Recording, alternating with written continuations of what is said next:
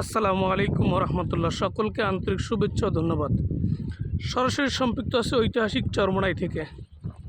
ইদানিং ফেসবুক সহ বিভিন্ন সোশ্যাল মিডিয়ায় একটা প্রশ্ন খুব ঘুরপাক খাচ্ছে, বা একটা প্রশ্ন অনেকেই করতেছেন যে বাংলাদেশের বিভিন্ন প্রান্তরে মাজারগুলো ভাঙ্গা হচ্ছে।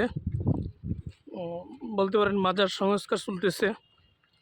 তো এর ধারাবাহিকতায় অনেকেই প্রশ্ন করছেন, চরমোনাইতেও মাজার আছে, সে মাজার ভাঙ্গা দরকার। আসলে চরমোনাইতে মাজার আছে কি না আদৌ, সেটা আপনাদেরকে দেখানোর চেষ্টা করতেছি। এই যে দেখেন, চরমোনাইতে একটি পারিবারিক কবরস্থান আছে শুধুমাত্র।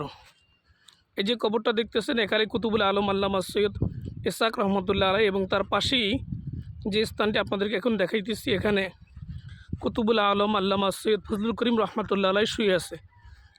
তাদের কবরগুলো এখানে, তারা খুব এখানেই শুয়ে আছে শান্তিতে। তো এই কবরস্থানের পরিস্থিতি আপনারা দেখলে বাংলাদেশের অন্য যেগুলো মাজার বা কবর আছে সেগুলোর সাথে আপনি অবশ্যই পার্থক্য করতে পারবেন। চরমোনাইতে বাংলাদেশের প্রচলিত অর্থে যে মাজারগুলো থাকার কথা, সে ধরনের কোনো মাজারের চিহ্ন চরমোনাইতে নাই। চরমোনাইতে আছে শুধু একটিমাত্র পারিবারিক কবরস্থান, যেখানে পীর সাহেব চরমোনাইয়ের পরিবারদের লোকদেরকে এবং চরমোনাই জামিয়া সংশ্লিষ্ট অনেক ওলামা ইকরামদেরকে এখানে দাফনের ব্যবস্থা করা হয়েছে। এই যে চরমোনাইয়ের আল কারিম জামে মসজিদ, এই মসজিদের সামনেই এই কবরস্থানটি অবস্থিত।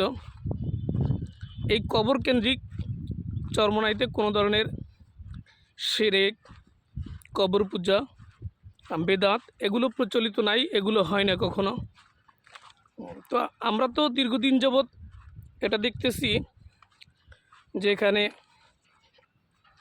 কবর কেন্দ্রিক কোনো প্রকার ইসলাম বিরোধী কার্যক্রম